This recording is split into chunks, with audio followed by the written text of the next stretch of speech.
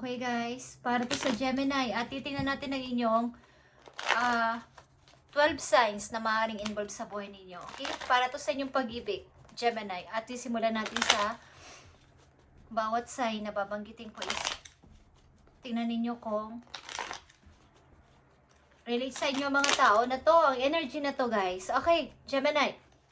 Ngayon ay January 26, 2026 sa mga Gemini. Tingnan natin.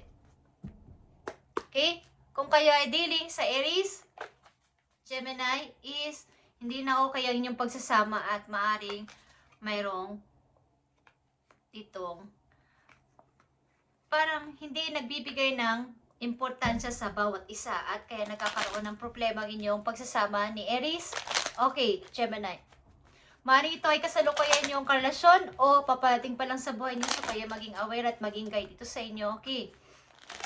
Maaring may pinapanigan ng iyong karelasyon, maaring pamilya o pamilya mo is maaring hindi patas ang pagbibigay ng tulong, ng advice, kung ganyan is nagkakaroon ng hindi magandang inyong samahan ni Aries. Okay, kung kayo naman ay dealing sa Taurus, Gemini, andito ang Knight of Swords. Okay, kung kayo dealing sa Taurus, Knight of Swords is here. Maaaring ang tao na to ay agresibo or something na may mga itinatago sa iyo o may itatago sa iyo. Ang person na to, mahilig itong mangolekta. Okay, na mga bagay-bagay na meron ka. Gemini, so mag-ingat ka kung magkakaroon ka ng kadiling na Taurus. Maaaring ito ay sinungaling at maaaring may kunin sa iyo. Mga gamit man to o pera mo is maaaring yung mga idea mo din is makuha niya sa iyo. Okay, kung magkakaroon ka ng kadiling na Taurus. Maaring ito ay agresibo o aggressive na tao. Madaling magalit, madaling magpasya, pabigla-bigla. Okay. Kung kayo dealing sa kapwa nyo, Gemini, nandito ang Page of Cups. Nandito ang Three of Wands. Maaring ito ay pasimulang pag-ibig o magsisimula sa paghihintay. Okay, kung kayo ay madidiling sa kapwa nyo, Gemini, maaring ito ay nasa malayo o malayo ang person na to sa inyo at maghihintay ka sa kanyang pagdating o pagbisita sa iyo, okay? At maaaring ito ay, maaaring sa umpisa ay biro-biro lang na pagme-message na gusto ka niya at nauwi sa seryosohan. Okay. Gemini, kung dealing o madidiling ka sa Cancer, dito ang Seven of Wands at Page of Pentacles. Okay, maaaring may gustong ihandog ang tao na to sa yoyo, pero maliit lang, pero talagang ipaglalaban ka ng person na to kung madidiling ka sa Cancer is, ito ay seryoso, but hindi naman siya kaanong ka yung sasabi mong mayaman o may mga parang maraming may ayaw sa kanya kung makakarelasyon mo to. Ayaw ng pamilya mo o may mga taong ayaw sa kanya na karelasyon mo si Cancer. Okay. Gemini, kung madidiling o diling ka na sa Leo, tingnan natin. Andito ang Two of Pentacles.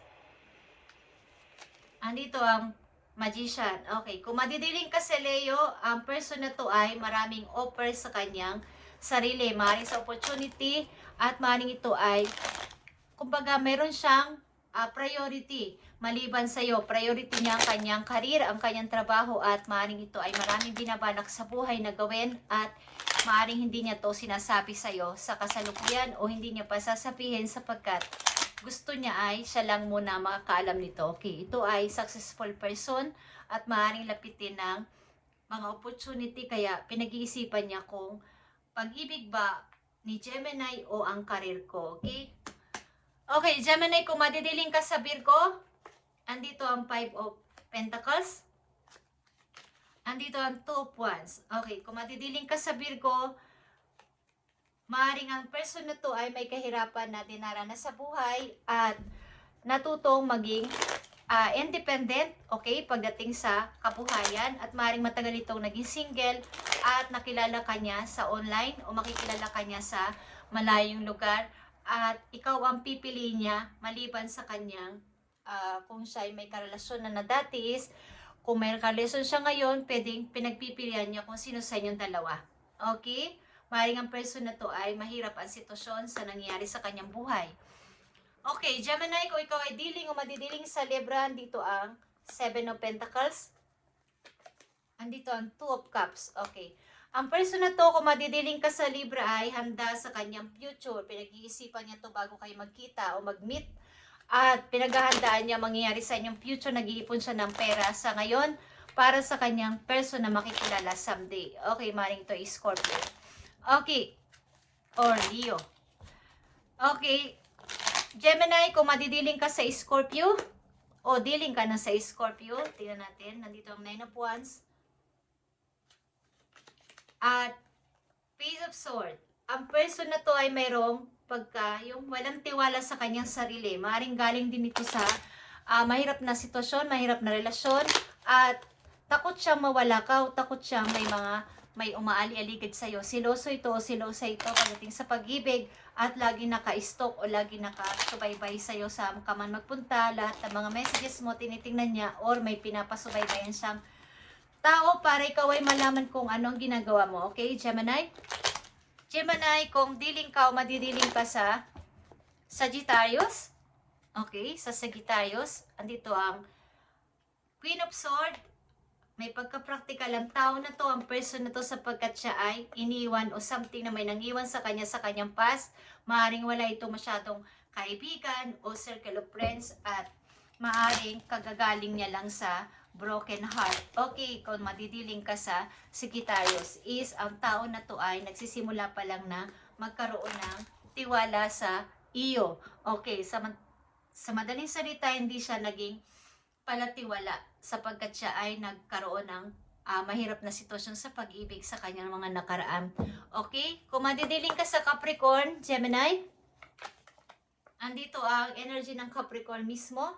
Ang King of Pentacles, kung madidiling ka sa Capricorn, ang tao na to ay workaholic, busy, at maraming ginagawa sa buhay. Maring ito ay businessman o businesswoman na makikilala mo, ang Capricorn. Ito ay grounded person, at hindi ka rito lalapitan kung sakasakali man. At kung sakasakali man na maging kayo ng person na to o kayo na is, ito ay provider na tao at fixed sign ito. Okay? Ito ay loyal, grounded, at ayaw niyang siya ay niloloko sapagkat ito ay seryoso pagdating sa kabuhayan, sa mga business o sa pag-ibig. Okay. Gemini, kung madidiling ka sa Aquarius, andito ang 8 of Cups. O diling ka na sa Aquarius, andito ang The Empress. Okay, ang person na to ay kaumpisa lang din sa buhay at nag-grow. Maring ito ay single mom o single dad mo makikilala. At ito ay kaumpisa pa lang na parang pag-i-start sa kanyang bagong buhay, at makikilala kanya o nakilala kanya sa ganitong pagkakataon. Maring ang person na to ay mayroong nilayuan para sa bago niyang mundo. Okay. Kung madidiling ka naman sa Pisces, okay, kung madidiling ka sa Pisces, andito ang Death or Rebirth. Okay, andito ang Death at 10 of Wands. Okay, ang person na to ay maaaring lumayo sa sarili niyang tahanan sapagkat marami responsibilidad, marami siyang nilayuan sapagkat marami siyang gustong takasan na problema or responsibilidad. At nandito ang Queen of Wands sa inyong bottom of the deck is Queen of Wands. Ito ay Leo energy. Maring may kaugnayan ka sa Leo, maging ito man ay lovers mo, asawa mo, or friend mo, is mayroon kang kakilalang Leo energy na laging andyan sa tabi mo at nakaagapay sa'yo. Okay. So Gemini, tingnan natin at silipin natin ang inyong career ngayon, January 26, 2026. At napakaganda ng number na to, guys. Today, okay. Ito ay positive movement forward at positibong pagtanaw o pagtingin sa positibong pamamaraan, pagpaplano, at sa inyong mindset dapat ay positive lahat. Okay. Tingnan natin ang inyong career, Gemini. Andito ang add jobs. At ito ay pag-a-add o pa-plus-plus pa ng inyong trabaho. Maaaring gusto ninyong madagdagan pa ang kita at magkaroon pa kayo ng mga other jobs bukod sa inyong main jobs. May second o third job pa kayong gustong gawin sa buhay. Ito ay sa labas.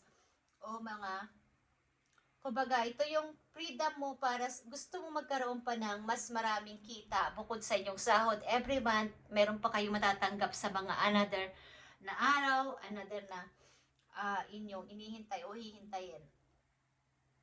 Kumbaga ito ay inyong, habang ginagawa nyo to is gusto nyo pa rin matuto sa lahat ng bagay, matuto sa mga iba't ibang gawain maliban sa inyong main job. Gusto nyo pang maka-encounter ng ibang tao din o malaman pang ibang trabaho. Okay.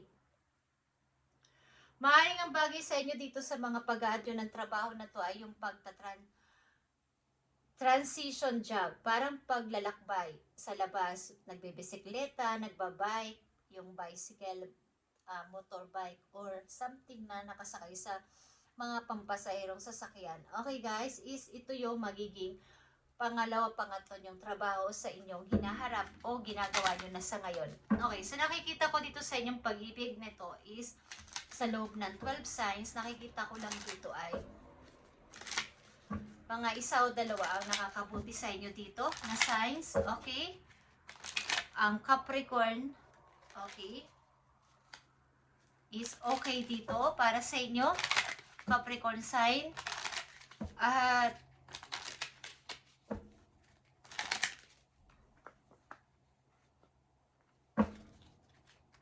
Leo dito ay, kung may involved ka sa Leo ay, ang tao na to ay matrabaho, okay? Marami siyang ginagawa sa buhay. Okay guys. But kasi ang inyong nandito ang Queen of Wands sa inyong bottom of the deck at nandito ang Three of Cups. Maaring good news is paparating din sa buhay ninyo guys. At matutuwa kayo dito. Maaring kahit papano naman ay mapufulfilled ang inyong emotion dito sapagkat may kasiyahan na matatanggap kayo magandang balita. Maaring ito ay galing sa inyong mga kamag-anak o anak o may mga good news sa paparating sa inyo, Gemini. Okay. Tingnan natin ang advice para sa inyo, Gemini, ngayon, January 26, 2026. Okay. Productivity, katulad ng B o ng bubuyog is ito yung time na examine mo yung iyong pagiging creative person, katulad ng inyong odd jobs na sinasabi ko kanina na gusto nyo pang magkaroon ng iba't ibang kaalaman bukod sa inyong main job.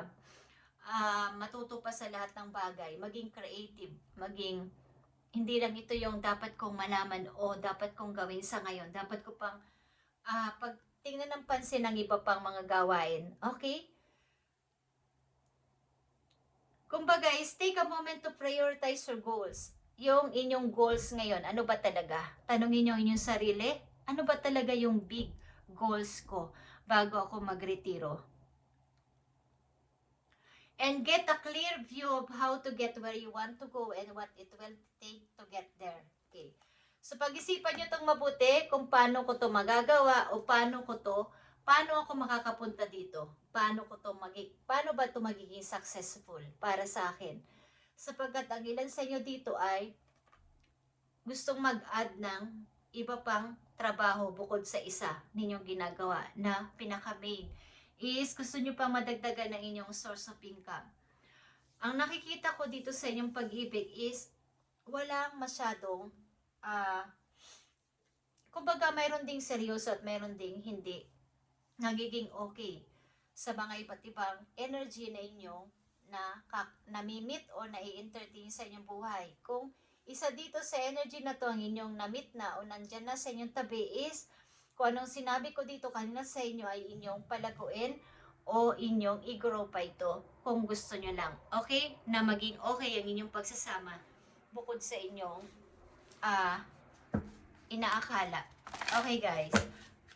Kayo makakapagpag-grow nito kung gusto nyo mangyari. But nakikita ko dito sa uno ninyong kung kayo dealing sa Aries, ito ay patapos na relasyon o nagtapos na. Guys, sapagkat hindi patas ang ginagawa sa inyo ng person na to, hindi tama ang walang give and take. Okay. Last message for you, Gemini, sa inyong sitwasyon. Okay. Take reality check.